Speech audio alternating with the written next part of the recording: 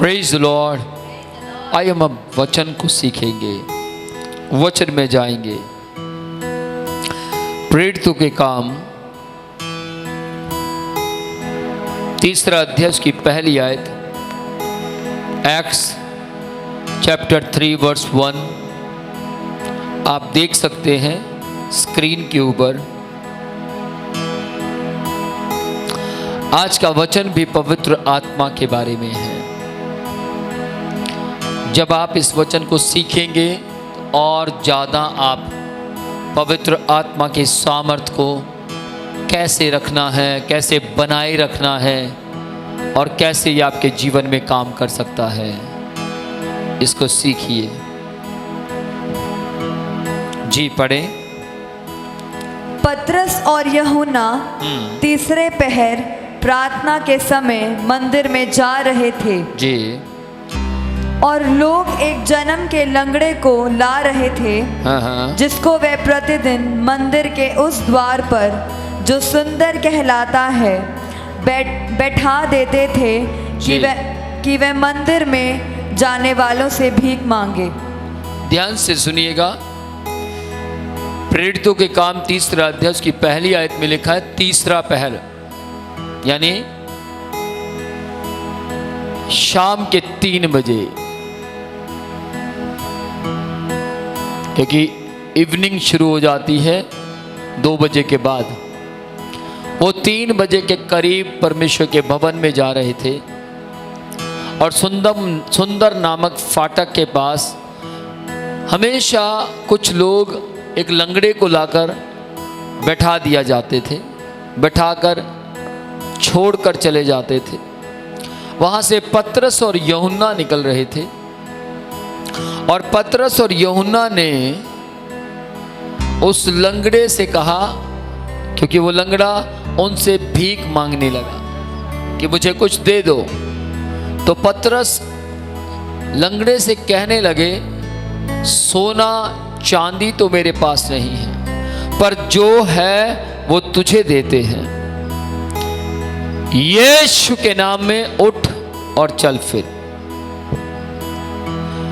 जब पवित्र आत्मा की सामर्थ आपके पास आता है, क्योंकि इससे पहले यदि आप प्रेरितों के काम 2 अध्याय की पहली आयत पढ़ें तो पतरस और यूहन्ना और बहुत से चेले जो वहां पर बैठे थे सुलेमान के ओसारे के ऊपर,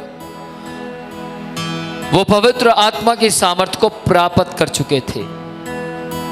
जब पवित्र आत्मा की सामर्थ आपके ऊपर आती है, जब पवित्र आत्मा का अभिषेक आपके ऊपर आता है, तब अचंभे काम होने शुरू होते हैं।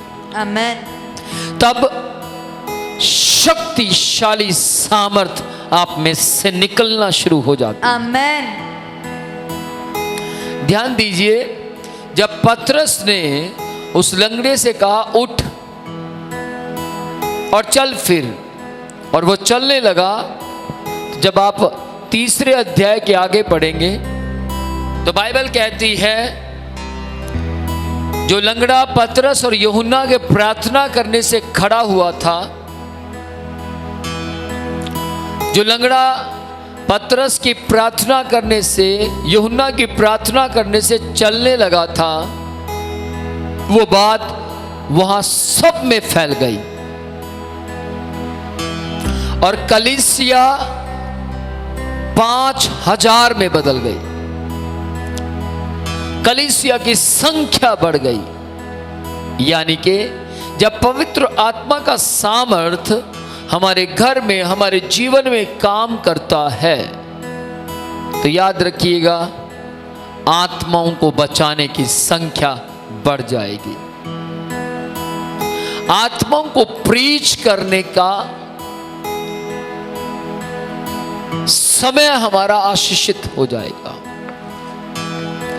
आत्माओं को प्रीच करते वक्त हम शर्म नहीं खाएंगे, बल्कि हम वचन सुनाएंगे। ध्यान से सुनिएगा। पिछले वक्त समय की बात है, मैंने एक शराबी को देखा, शराब पी रहा था। किसी ने उससे आकर पूछा आप कितनी शराब पीते हैं? तो उसने बताया 3-4 बोतल पी जाता हूं। और वह शराब के बारे में बताता वह शर्म नहीं खा रहा था। उसके कपड़े फटे हुए थे। उसको पूछा गया, क्या रोज आपका यही हाल रहता? हाँ, रहता है। वो शर्म नहीं खा रहा था। एक व्यक्ति से हमारी मुलाकात हुई, वो बौद्ध धर्म से थे, और जब हम उनसे मिले तो वो बुद्धा के बारे में बताते हुए शर्म नहीं खा रहे थे। ध्यान से सुनिएगा, 1995 से लेकर अब तक मैंने यीशु के बारे में बताने में कभी शर्म नहीं खाई।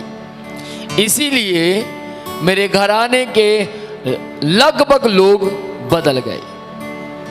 पवित्र आत्मा आपको शर्म का सामर्थ नहीं देता। पवित्र आत्मा जब आपके ऊपर उतरता है तो आपके अंदर हियाब आ जाता है, निडरता आ जाती है। तब आप शर्म छोड़कर हियाब के साथ मसीह के विषय में, मसीह की मृत्यु के विषय में लोगों को बताते फिरते हैं। आप डरते नहीं हैं, आप कांपते नहीं हैं। इवन के आपको यदि लिंक को शेयर करना पड़े तो आप भयभीत नहीं होते, बल्कि आप कहते हैं कोई बात नहीं, मेरे परमेश्वर का नाम ऊंचा होना चाहिए। जब तक आप पवित्र आत्मा प्राप्त नहीं करते, जब तक आप पवित्र आत्मा की सामर्थ को रिसीव नहीं करते, तब तक आपका जीवन डर का जीवन होता है। तब तक आप घबराते रहते हैं। तब तक आप किसी को बताते हुए शर्म खाते हैं। यदि एक शराबी शराब पीते समय, पौवा खरीदते समय शर्म नहीं खा रहा, तो आपको भी शर्म नहीं आनी चाहिए। याद रखिएगा, वो शराब के नशे में है, लेकिन आप पवित्र आत्मा के नशे में हैं। और पवित्र आत्मा का नशा हमें हियाब देता है। पवित्र आत्मा का नशा हमारी आत्मिक उन्नति करता है। ध्यान से सुनिएगा, बाइबल परमेश्वर का वचन कहता है कि पतरस आत्मिक नशे में था, यूहन्ना आत्मिक नशे में था, इसलिए उसने दुनिया की परवाह नहीं की कि कोई क्या कहेगा। अगर ये लंगड़ा चंगा ना हुआ तो कोई क्या सोचेगा, अगर मैंने इसको आशीष दे दी और ये ठीक ना हुआ तो कोई क्या मेरे विषय में सोचेगा। सब बातों की परवाह ना करते हुए पतरस ने लंगड़े से कहा, सोना चांदी तो मेरे पास नहीं है, जो है वो तुझे देता हूं, यीशु के नाम में उठ और चल फिर। और बाइबल कहती है वो लंगड़ा तुरंत चलने लगा। क्यों? क्योंकि पतरस में शर्म नाम की कोई भी चीज नहीं थी। पतरस परमेश्वर के लिए जीवन जीना चाहता था और जी रहा था।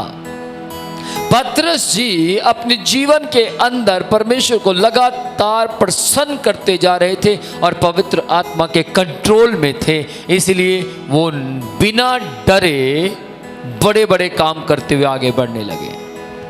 Praise the Lord. याद रखिएगा, प्रार्थना आपको शक्तिशाली बना देती है। आमेन। प्रार्थना आपके अंदर एक लगन को पैदा करती है। आमेन। प्रार्थना आपके जीवन के अंदर होना बहुत जरूरी है। आमेन।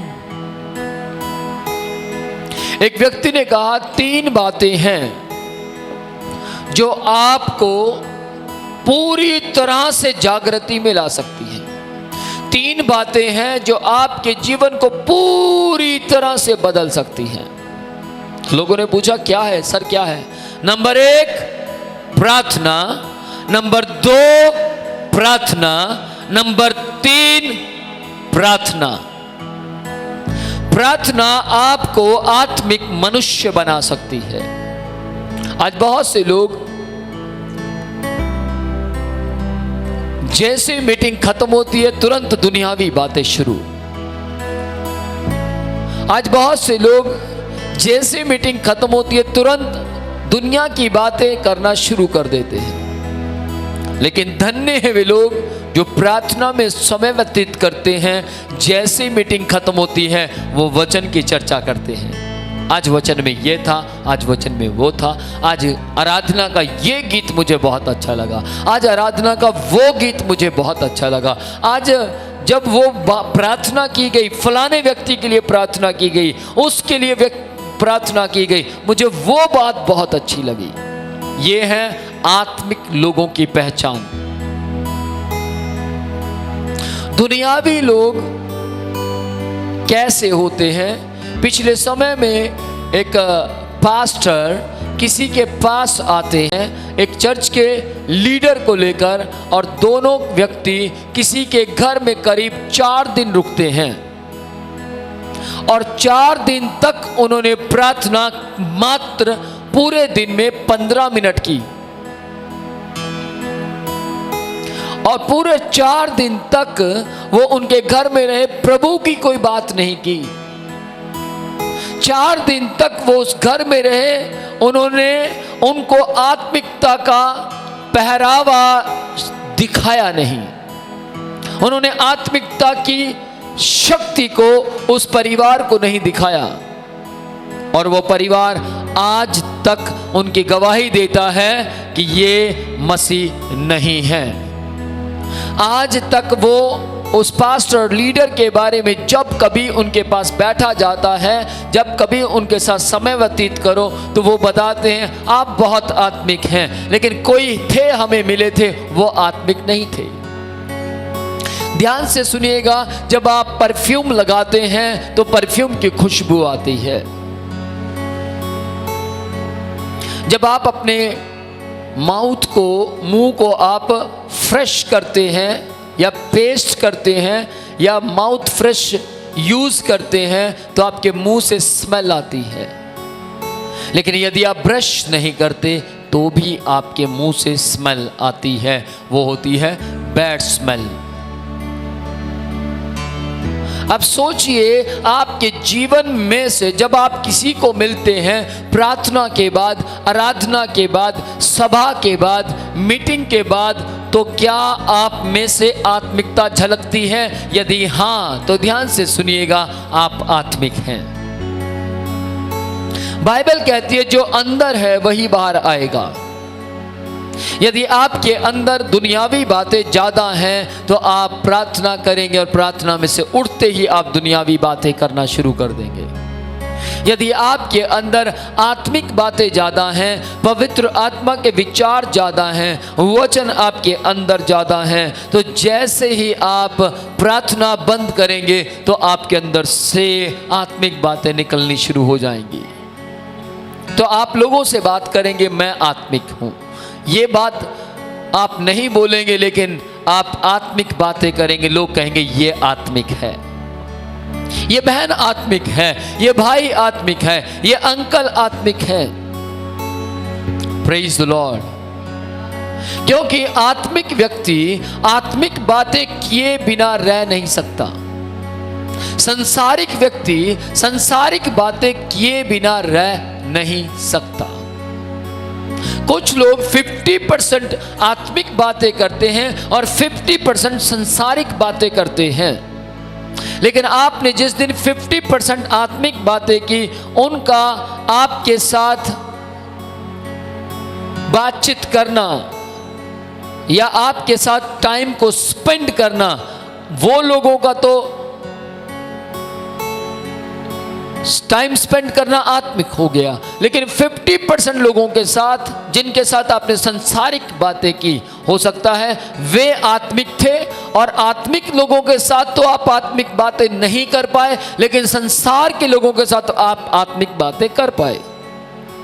यदि आपने संसार के लोगों के साथ आत्मिक बातें की तो वे आत्मिक आपको समझेंगे, लेकिन जैसे आपने आत्मिक लोगों के साथ संसारिक बातें की तो वे लोग आपको आत्मिक नहीं समझेंगे। कुछ समझ पा रहे हैं? आपको अपने जीवन के अंदर 50 शैतान के और 50 परमेश्वर के ऐसा वातावरण पैदा नहीं करना है, बल्कि आपको ऐसा माहौल पैदा करना है जिससे 50 यीशु मसीह और 50 पवित्र आत्मा,